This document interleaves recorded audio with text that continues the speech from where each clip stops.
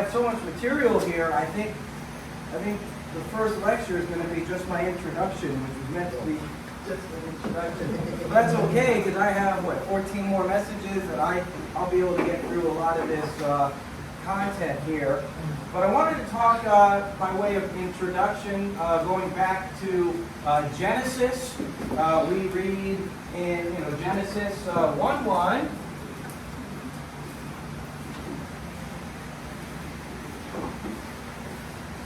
That God created the heavens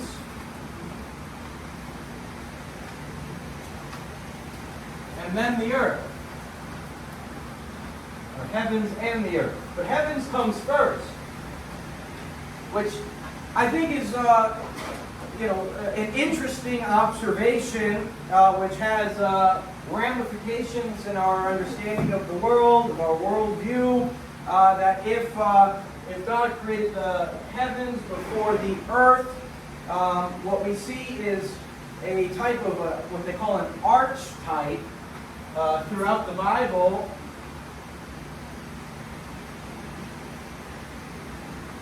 Which means, the first.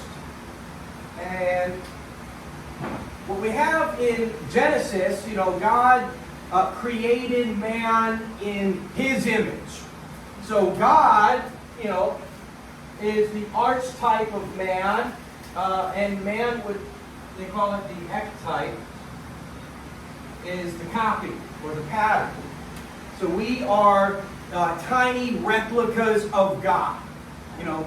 God thinks and plans and has a vision for the future, and he brings his plans about. He has creativity and imagination. He has language. He has reason. He has emotions. He has free will. And we are created in His image. You don't see animals who have language.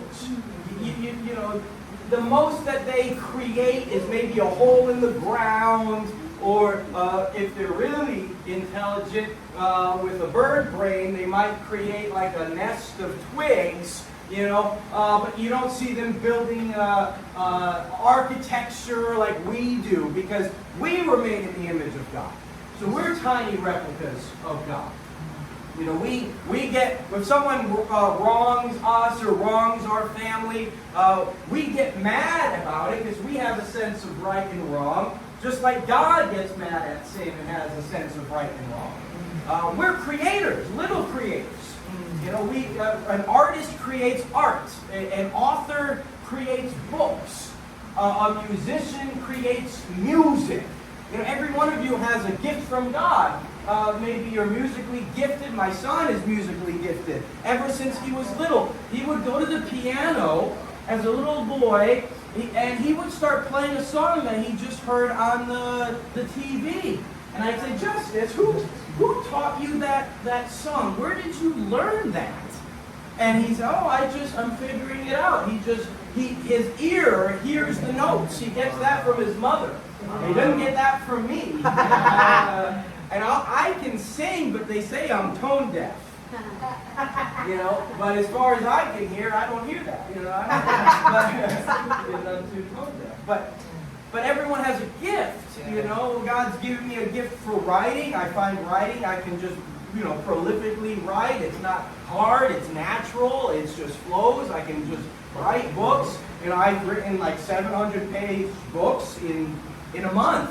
That book I wrote, The Natural Ability of Man, I wrote that in about a month. I wrote a 700-page book about Wuhan. I wrote that in a month, That's just a gift. But everyone has a gift from God. Yes.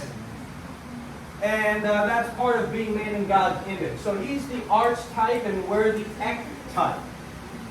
But this type of pattern continues throughout the Scriptures. In Exodus 25:9,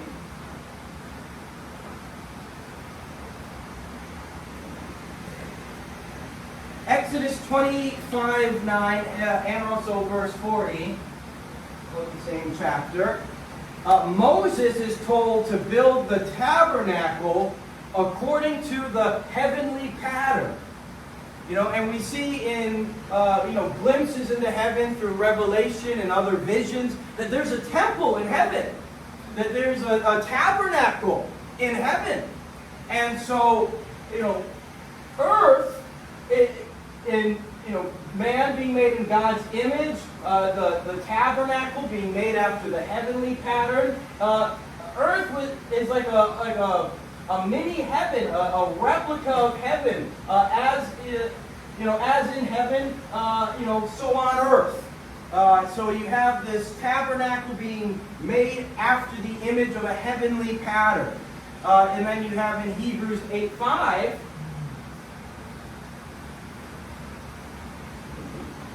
talking about the priest. The priest serves a copy and a shadow of the heavenly things. So earth, heaven has a tabernacle with apparently some type of priest who's serving in that temple. And the earthly temple, earthly tabernacle, the earthly priest is a copy or a shadow of that image. So you have this tiny replica thing. That earth is a tiny replica of heaven. And of course, Revelations 11:19, that's when it says the temple of God in heaven is open. So there's this Revelation 11:19, there's this temple in heaven. And that is likely this, what's being referred to as the heavenly pattern that was revealed to Moses, or this reference to the priest serving after the copy of heaven. It's talking about this heavenly temple.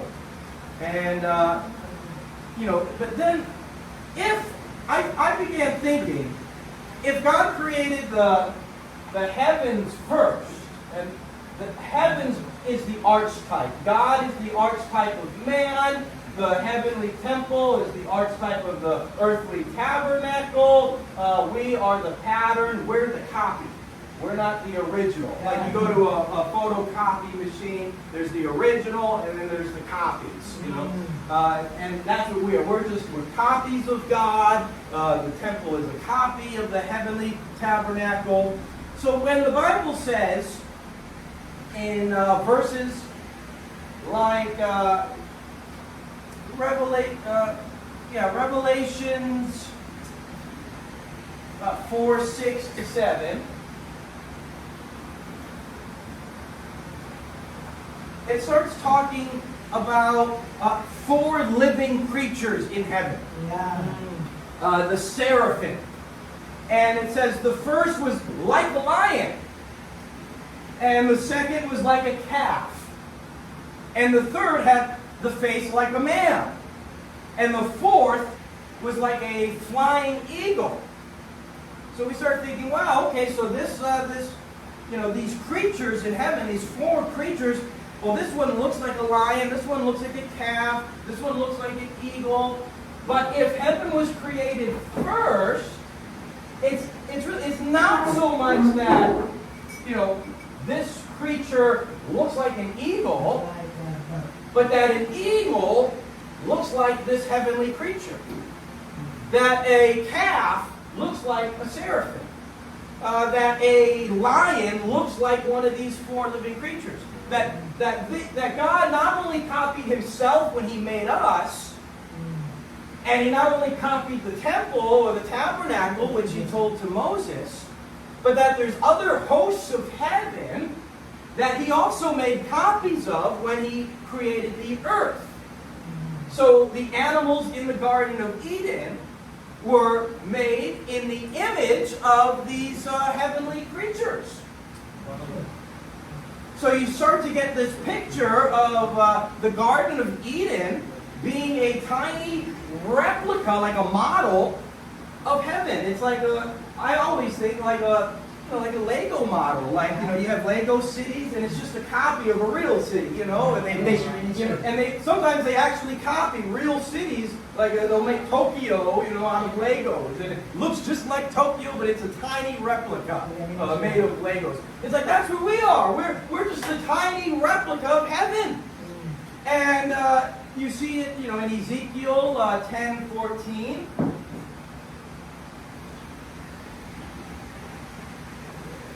Yeah. Ezekiel 10:14 says each one had 4 faces. The first was the face of a cherub, the second the face of a man, the third the face of a lion, and the fourth the face of an eagle. That's corresponding to the verse in Revelation. It's interesting that cherub is replaced with calf in Revelation. So the cherub and the calf is likely the same being. And then you also have, obviously, in Genesis, it talks about the serpent. That came and tempted Adam and Eve. And then we see that the Bible says in Revelations 12:19, Revelations 12:9. Sorry, I wrote it right. 12:9 says the great dragon was cast out, that serpent of old, called the devil and Satan. So in Genesis, when it talks about this serpent who came to Adam and Eve, it's not a talking snake. People like atheists are like, oh, you believe in talking snakes. Snakes can't talk. And I say, well, the atheist believes we're all a bunch of talking animals. In the atheist worldview, I'm an animal, you're an animal, and we just magically evolved the ability to talk, So there's more talking animals in atheism than there are talking animals in the Bible. We have a talking serpent, we have a talking donkey, and that's it. But we are not animals, we're made in God's image, so of course we talk, like God talks. God said, let us make man, so God talks, But this serpent, this dragon, is the devil. So that's the archetype. So you have a heavenly serpent, a heavenly dragon, and the snakes were made in his image. You see it also in Revelation 20, verse 2. It is, being repeated, the dragon, that serpent of old, who is the devil and Satan. So, with this understanding, look back to Genesis 1:26.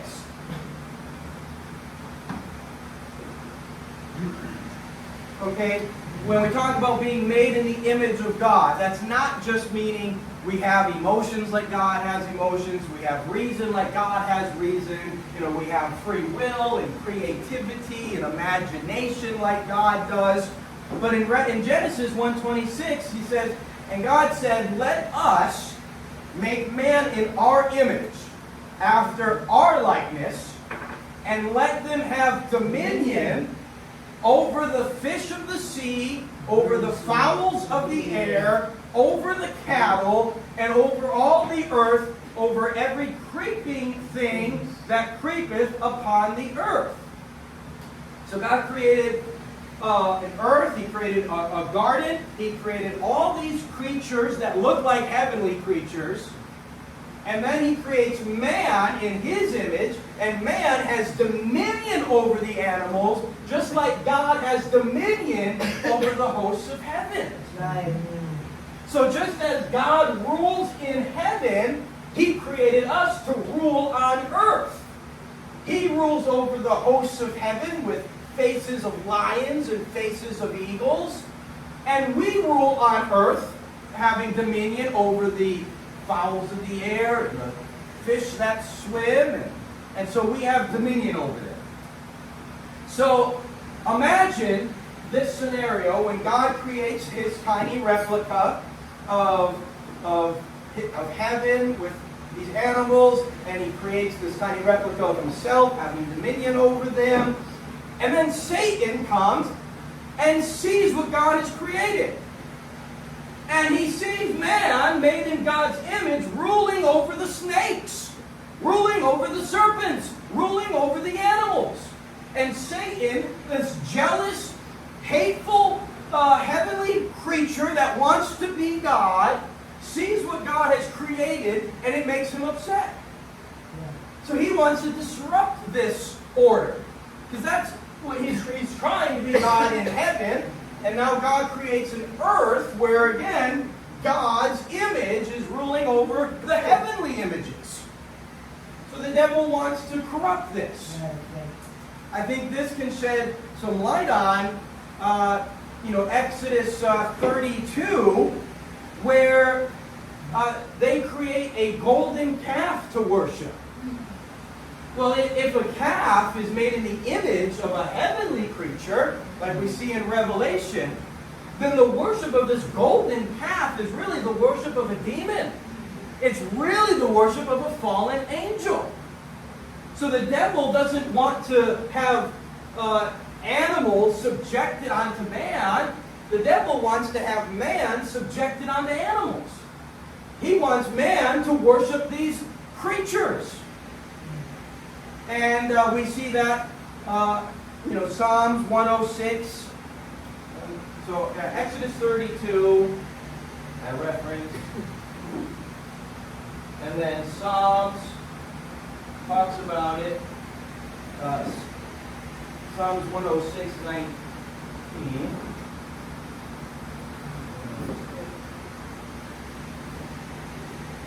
19 to 20.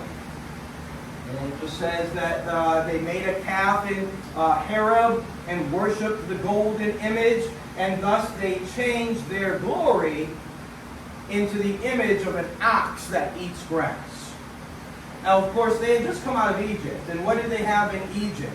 Well, in Egypt, they worship all of these different gods that look like animals. The Egyptian-headed, the animal-headed gods of Egypt, which, if heaven has these creatures that look like they have the face of animals, well, it's quite possible the gods of Egypt were actually these fallen angels who came and wanted to be worshipped by man, or that it is a demonically inspired religion to bring worship to these fallen angels, to corrupt the order of things. Anubis had the head of a jackal. He was the god of death. Horus had a falcon head. He was the god of the sky. Sobek was a crocodile-headed god of the Nile. Hathor was a cow goddess of love and fertility. Of course, Ra was the sun god, but he had a falcon head. And Abis was a bull god who was, connected to like this golden calf.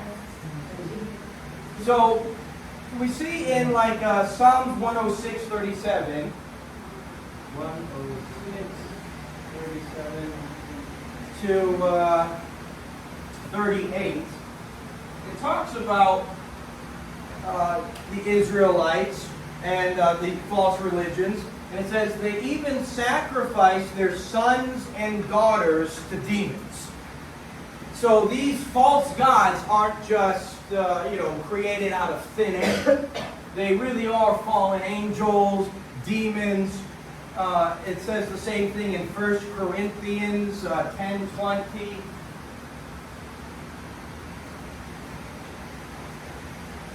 First Corinthians 10:20 says, the things which the Gentiles sacrifice, they sacrifice to demons and not to God. So I was at a bookstore and I saw a book about the gods of Egypt. And I bought it. There was a nice presentation of every god of Egypt, and I brought it home and I put it on the table, and my kids saw it, and the kids were worried, like, what is Dad reading? Is Dad falling away from God? Why did he bring home this Gods of Egypt book?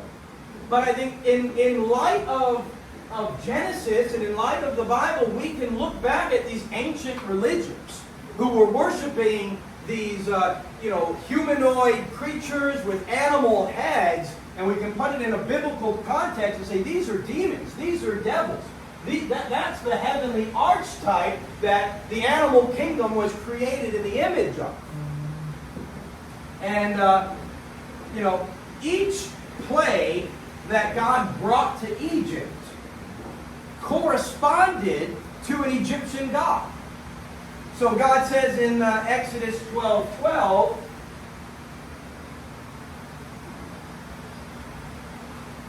God said in Exodus 12:12, against all the gods of Egypt will I execute judgment. I am the Lord. So he was showing his dominion over the gods of Egypt. Like man was created in God's image and we have dominion over the animals, God has dominion over all of these hosts of heaven and these fallen creatures. The first plague turned the Nile to blood. And that was directly a confrontation against Happai, if I say that right, who was the god of the Nile and of Egypt's water supply. The second plague was an infestation of frogs, which was mocking Heged, which was this frog-headed goddess of fertility and childbirth. So the Egyptian priests are supposed to be in connection to these gods, and when these frogs are invading Egypt, these priests who are supposed to be in communion with this Egyptian frog-headed god are being shown powerless as God is bringing these plagues to this nation. The third plague, where dust became lice and gnats, that was Geb, which was the god of earth in Egyptian religion, from whose dust the man was supposed to have been made. The fourth plague was a swarm of flies. That challenged gods like Kepri or Ukit, and I might be saying this wrong. That was associated with insects and rebirth. The fifth plague that struck Egypt's livestock, that was an attack of their god Hathor, who was a cow goddess and of love, of motherhood, but also Apis, which was another god, which was a sacred bull. The sixth plague, which was boils and sores, that undermined Imhotep, the god of healing, and Sekhmet, the goddess of plagues. The seventh plague was hail and fire from heaven. That defied Nut, which was the sky goddess, and also Set, who was the god of storms. The eighth plague was locusts devouring the crops, which was a judgment on agricultural gods like Serapis and Nepri, which was associated with grain and harvest. The ninth plague, which was darkness over the land, that struck the heart of Egyptians' religion of Ra, because Ra is the sun god. So to bring darkness over all of Egypt was a direct affront to Ra, and also Horus, who was the god of the skies. And then finally the 10th plague, which was the death of the firstborn, that was a direct blow to Pharaoh himself, who was considered to be the divine son of Ra and the supreme god of Egypt's pantheon. And the fact that obviously only the Egyptians were being affected by all of these plagues. It wasn't, it didn't include the Israelites. The Israelites didn't lose their firstborn. They were not hurt by these plagues. So it was a direct attack on Egypt and the gods of Egypt. So he said in Exodus 12:12, which I already referenced, against all the gods of Egypt will I execute judgment. I am the Lord. So they were calculated attacks. This is God at war. This is spiritual warfare. As the Bible says, God is a man of war. God is a man of war. And he is a jealous God. And he was declaring himself as the true God. Demonstrating his supremacy. It says to make his name great amongst the nations. All the nations heard what the God of these slaves did to Egypt, this great empire, and how every judgment brought upon them was a direct attack on one of their gods. So it was making the name of Yahweh, the name of the God of the Israelites, great amongst all the earth. Amen. Now, in Genesis, when the serpent, not a snake, but the heavenly archetype, Satan, came and tempted man to sin because he wanted to disrupt this order that God created in creation, wanted to corrupt the creation of God just as he is seeking to corrupt heaven, he's seeking to corrupt earth. When God, confronts man and confronts Adam and Eve and confronts the devil, and he declares all the consequences for their sin. He says, in Genesis 3, 14 to 19. Genesis 3, 14 to 19. These consequences, God said to the serpent, because thou hast done this, thou art cursed above all the cattle, above every beast of the field, and upon thy belly shall thou go, and dust shall thou eat all the days of thy life. I'm going to maybe touch back on what that might mean later. And he says, and I will put enmity between thee and the woman, and between thy seed and her seed. And it shall bruise thy head, and thou shalt bruise his heel. And unto the woman he said, I will greatly multiply thy sorrows and thy conception. In sorrow thou shalt bring forth children. And thy desire shall be to thy husband, and he shall rule over thee. And unto Adam he said, because thou hast hearkened unto the voice of thine wife, and hast eaten of the tree of which I commanded thee, saying, thou shalt not eat of it, cursed is the ground for your sake, and sorrow shalt thou eat of it all the days of thy life. Thorns also and thistles shall it bring forth to thee, and thou shalt eat of the herb of the field. In the sweat of thy face thou shalt eat bread, till thou return unto the ground. For out of it was thou taken, for dust thou art, and dust thou shalt return. So the consequences of sin, the serpent has to go around on his belly, the woman has to give pain in childbearing, and she's subjected to the rule of her husband, and the man has to work by the sweat of his brow. The ground was cursed, and now it brings forth thorns and thistles. It's not the fertile garden that God had created, where they could just, I imagine they'd walk around and just pluck an apple and eat it, toss the apple, pour, and wherever it lands, another apple tree is probably going to grow, because the ground was so fertile. It didn't require work. It didn't require, but all of these, consequences, are, I think, established to hinder the spread of sin. He says man has to work, but what happens when man gets a day off? Come Friday night, they go to the bars and they go to the clubs. On Friday night, as soon as they don't have to work, they go out sinning. Man would sin a whole lot more if he didn't have to work. So, that's why this idle hands is the devil's, workshop or whatever. So working hands keeps a man from, hurting himself and hurting the world to a greater extent than he would have. And so he works by the sweat of his brow.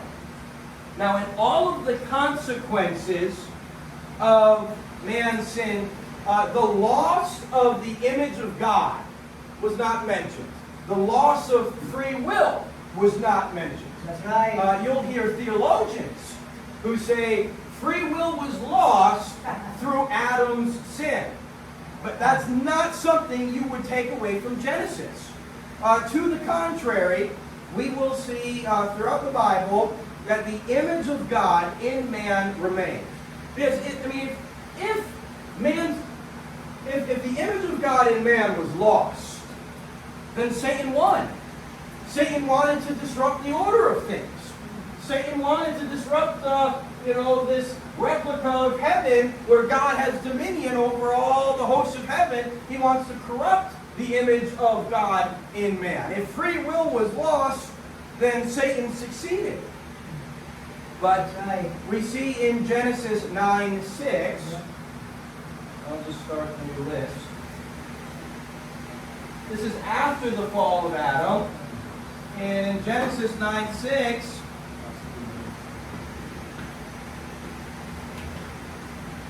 it says, whosoever sheddeth man's blood, by man shall his blood be shed, for in the image of God made he man. So the reason that you have capital punishment for murder is because man is made in the image of God. This is after the fall. And then you have this continuation in 1 Corinthians 11:7.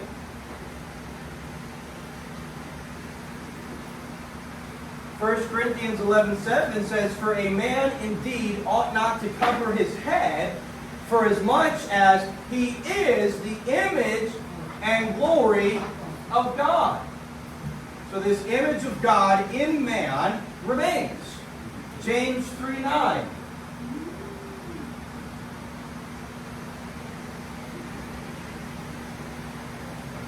James 3:9 said, wherewith bless we God, even the Father, and wherewith curse we men, which are made after the similitude of God.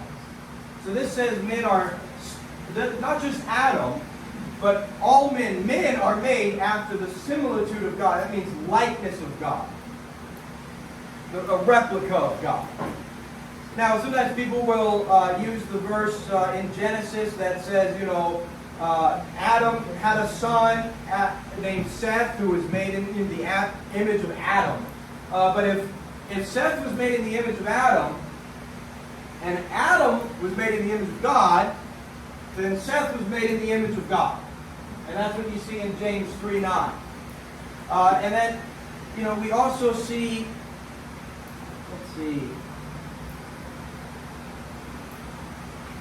we also see in Genesis, where in Genesis 4:6-7.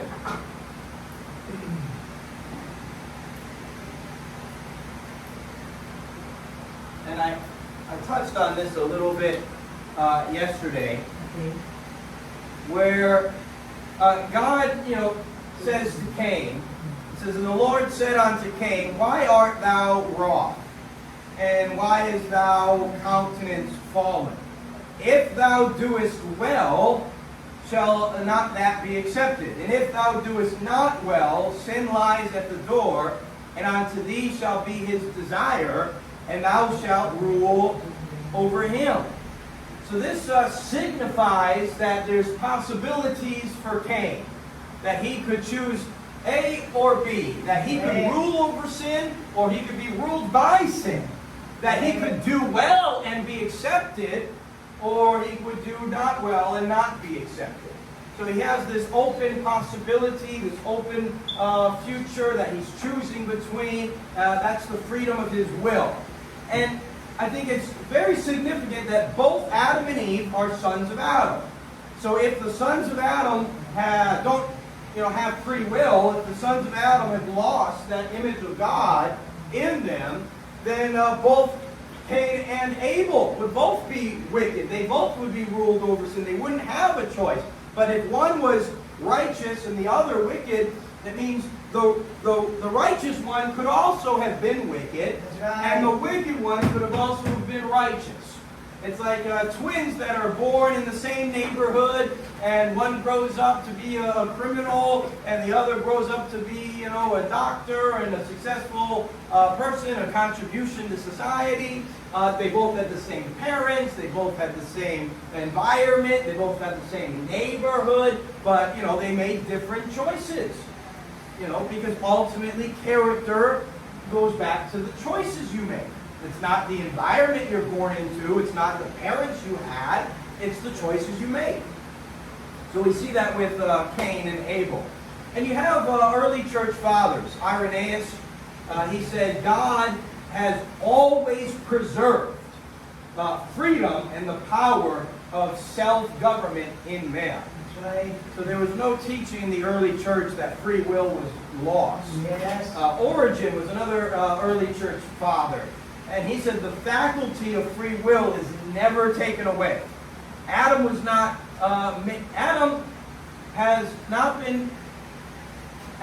not made all men morally crippled. This was my quote. Yeah, Adam didn't make us morally crippled. God created us morally capable. And so we are we're still made in the image of God, and that's why the devil is still active in tempting man. If free will was lost, and we can't help but to sin, then the devil's out of a job. He doesn't have to go around tempting and seeking whom he may devour. His job's done. He tempted Adam. He doesn't have to tempt anyone else.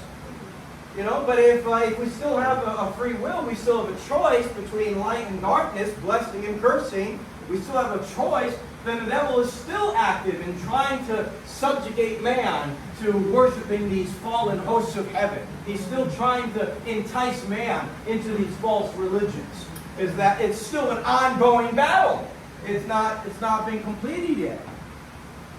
And so Origen said, your soul is always in possession of free will, both when it's in the body and when it's outside of the body.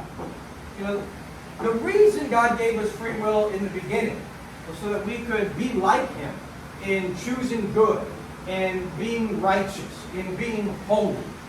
And so the reason He gave us free will in the beginning is the same reason He doesn't take away that free will. Who's the God of nature? He's the God of nature.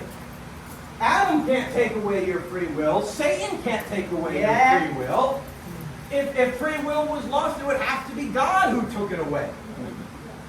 But the same reason He had for giving it, the same reason He's not taking it away. He still wants you to be righteous like He is. He still wants you to be holy like He is. So that when we get to heaven, heaven is going to be full of people who are righteous and holy in His image because they want it to be.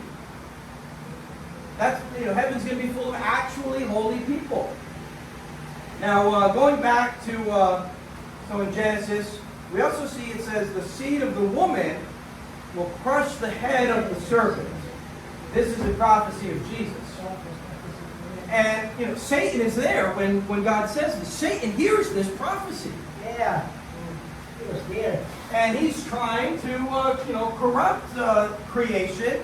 He's trying to prevent God's plans, trying to in his war and fight against God. And so I think there is a correlation between this prophecy that talks about the seed of the woman crushing the head of the serpent. And Satan hears this. He doesn't want this. He wants to prevent this. And then we see in just only 3 chapters afterwards, Genesis chapter 6, it says, the sons of God saw the daughters of men, and that they were fair, and they took them wives of which they chose. There were giants in the earth in those days also after that, when the sons of God came unto the daughters of men, and they bore children to them, and the same mighty men which were of old and of renown.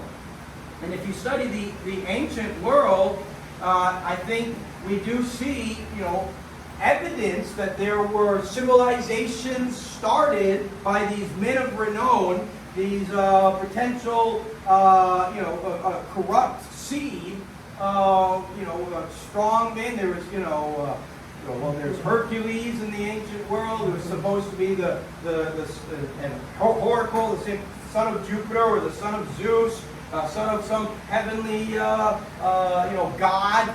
And they started, in the ancient world of Egypt. They say, Poseidon started Atlantis, and there's these sons of God, sons of these heavenly creatures who started civilizations that were being worshipped, these false temples, these false religions. I believe that when it says the sons of God, it's talking about angels, because in the book of Job, so let me write this out here.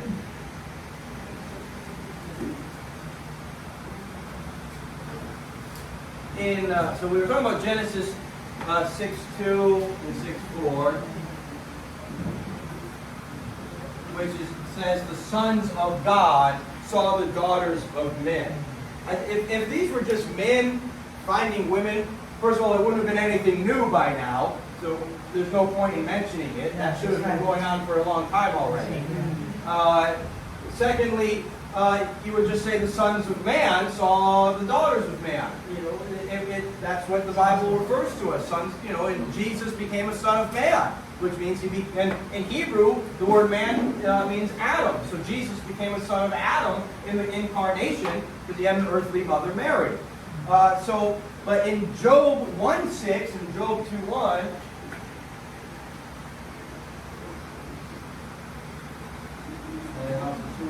and Job, I believe, is actually the oldest book of the Bible. It's older than Genesis. Job says, now there was a day when the sons of God came to present themselves before the Lord, and Satan came also among them. And so this is talking about some heavenly gathering of the sons of God in which Satan also comes. And in Job 2:1 it says, and again there was a day when the sons of God came to present themselves before the Lord, and Satan came also among them to present himself to the Lord. And so, this reference of the sons of God is these angelic beings. And I guess there are some ancient books also that have that perspective. The book of Enoch is one that uses this idea that fallen angels came. Of course, they can take earthly bodies. But what's very interesting to me, I just saw it the other day, there's something called a liger. A liger is a hybrid crossbreed between a tiger and a lion. And the liger is a giant. If you see a picture of a liger, he's a giant.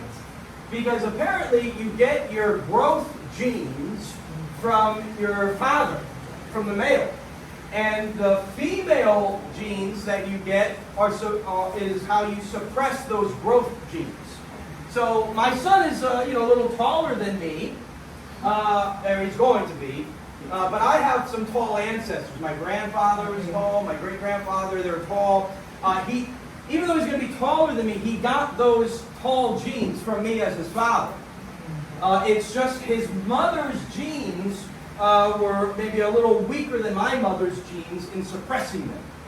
And so, there's this tension between how tall you're going to be from your father's genes and your mother's genes. So with a liger, the lion is the dad, and he's passing on his growth genes to his offspring. And the tiger is the mother, and her genes are not as strong as a female lion. So what happens with the liger is he ends up being this giant creature, bigger than his father, bigger than a lion.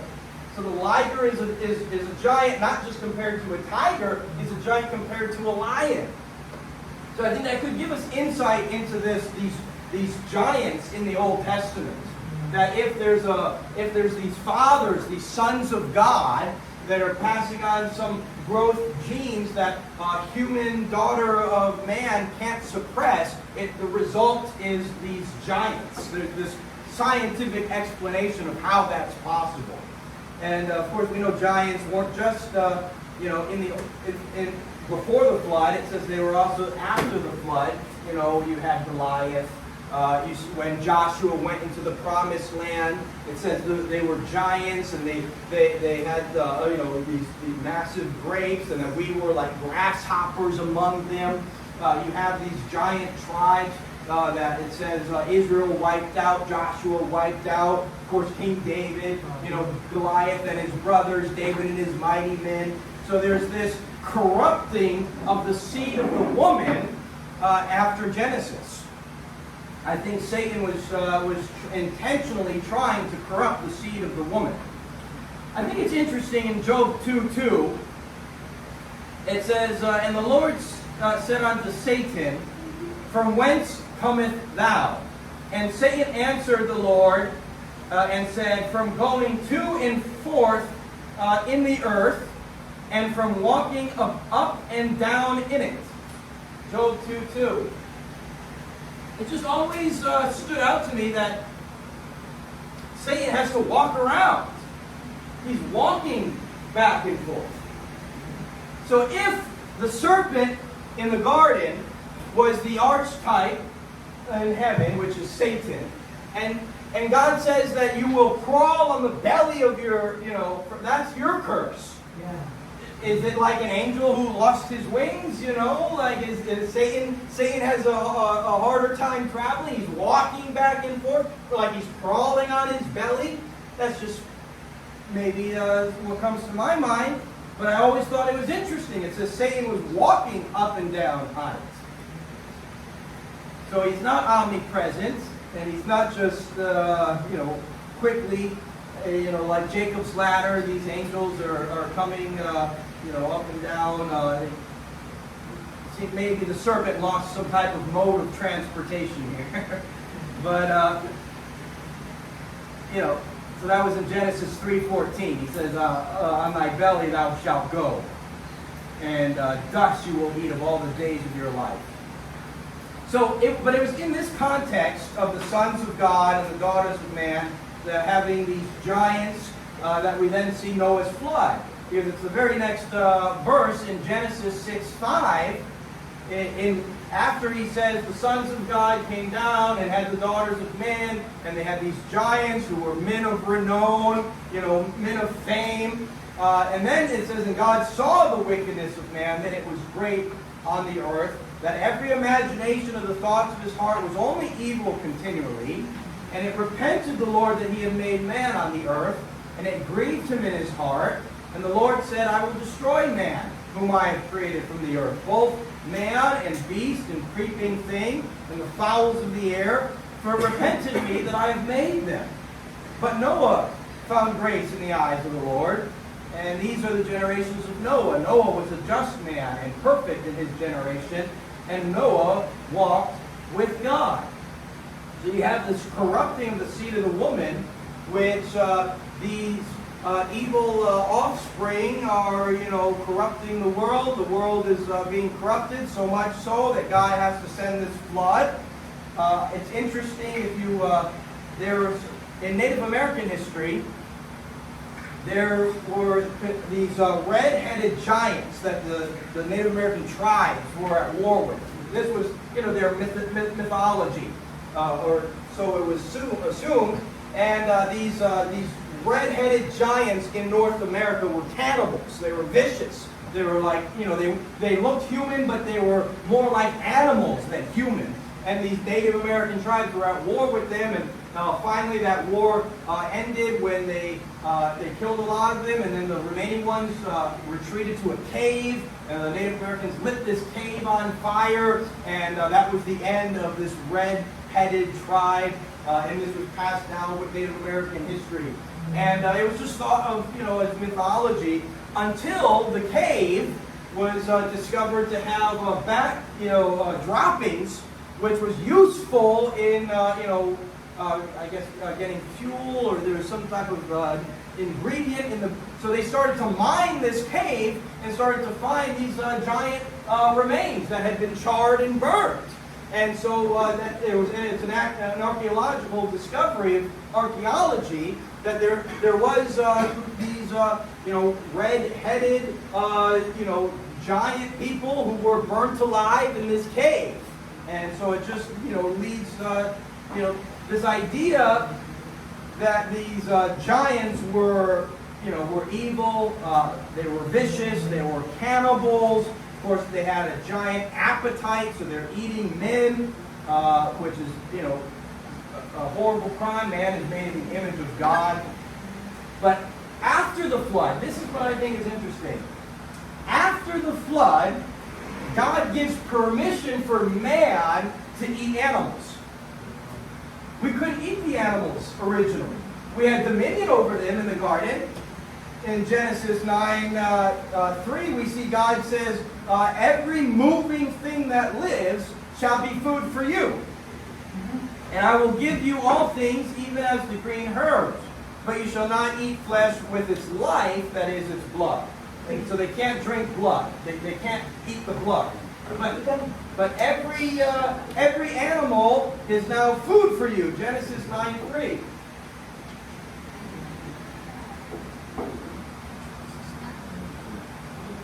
To verse 4. Which is in contrast to Genesis 1:29-30, where God gave them plants. That was Genesis 1:29.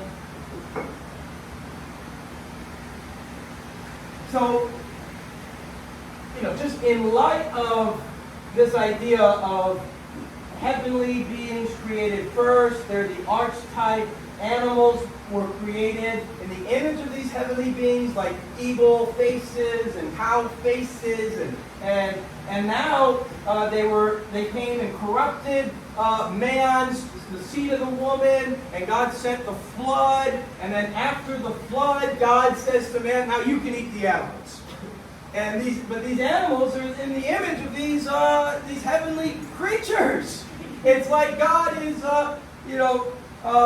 depicting his dominion over the heavens, his dominion and authority over the hosts of heaven, by saying, oh, you didn't like what you saw in the garden, and you tried to corrupt the seed of the woman. Well, now look at what they're doing. They're eating the animals, and now this eagle head in heaven is seeing, and this cow head in heaven is seeing the cows getting slaughtered, and it's the image of God slaughtering the cows. So it's like it's irony to me, that the hosts of heaven rebelling against God, corrupting the seed of the woman, resulted in the devastation of the world, so that in order for man to survive after the flood, with all the agriculture destroyed, I suppose it was necessary to start eating chicken eggs because they come every day. A harvest takes a whole year of harvesting. How did Noah get through that first year off the ark? You have to plow and plant and wait a whole year for your harvest to come. But chicken eggs come every day. So we're going to start eating eggs for breakfast. But there's some chicken being in heaven who is looking down, seeing chickens getting eaten on earth. God is devouring these chickens. The image of God is devouring these animals.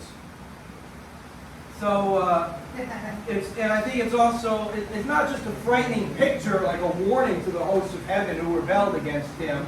It's also maybe like a foreshadow of his ultimate victory, their ultimate destruction. So then you also see in the New Testament, in Peter,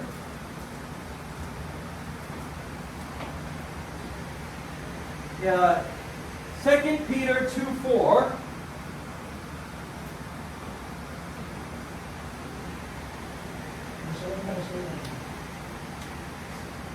Says, for if God spared not the angels that sinned. I think this is referencing the sons of God who came down to the daughters of man. For if God spared not the angels that sinned, but cast them down to hell, and delivered them into chains of darkness, to be reserved unto judgment. So here these fallen angels are put in a prison. These fallen angels are locked up in chains right now, and judgment. And he spared not the old world, but he saved Noah, the eighth person, a preacher of righteousness, bringing in the flood upon the world of the ungodly. That's verse 5. So this is talking about angels who sinned, that God then put in prison, and then destroyed the ancient world. So I think it's talking about the sons of God, these fallen angels put in prison. And then came Noah's flood. What's interesting is that when it says cast them to hell, in the Greek, that word is Tartarus. Tartarus. Yeah. Tartarus. That's the only time the word Tartarus is used in the New Testament. This is the only verse that uses that language. Other words for hell, Gehenna or Hades. Hades was the place of the dead. Gehenna was a place of torment, of fire, of flames. But Tartarus is the prison for fallen angels from the times of Noah, from the days of Noah. So that's an angelic prison only. And it's designated for these fallen angels. So, in the very next, this is Peter, in Peter's first letter, 1 Peter 3:19 to 20,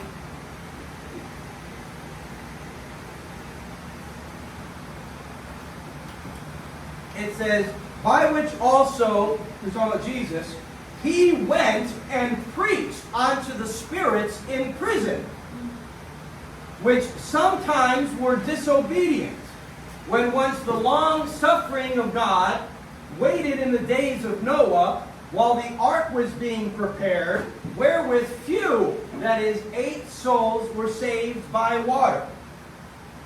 So, you have in Genesis, God created man in his image, animals created in the image of heavenly beings. Then Satan, the serpent, came and disrupted this, and God said the seed of the woman will crush his head. And then now these heavenly creatures come and try to corrupt the seed of the woman. And God sends the flood and destroys what they're doing and saves Noah and imprisons these fallen angels in Tartarus. And then Jesus finally, the seed of the woman finally does come. And he's victorious on the cross.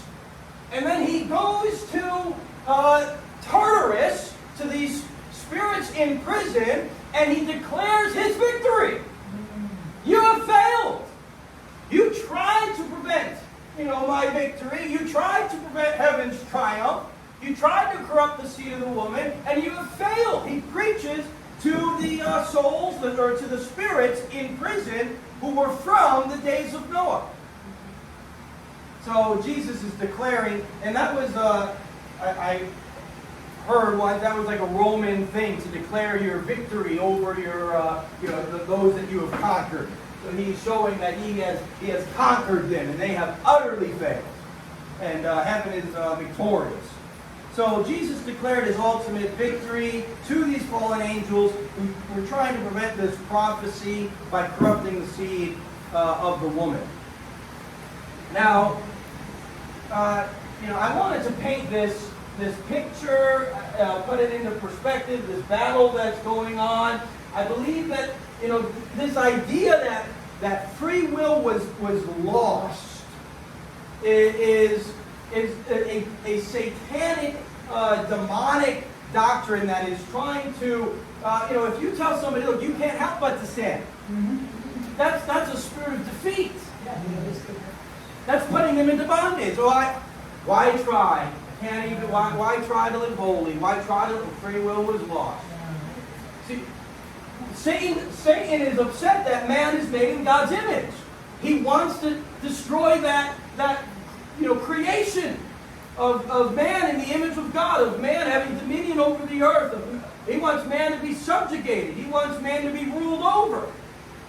So I believe this idea that free will was lost, that you're just subjugated to sin, you can't help it, you can't have victory, you can't do what God told Cain, you can't rule over sin, that this is just a satanic lie, which is keeping people in bondage to sin, which is exactly what Satan set out to do in Genesis, to subjugate man. And that's not the theology of an evangelist. Yeah. That's from the pits of hell. It is. And so we can. It's about 10:30. We can take a little break now, and I'll continue on this theme when you guys get back. Okay, 15-minute break. We have excuse paper.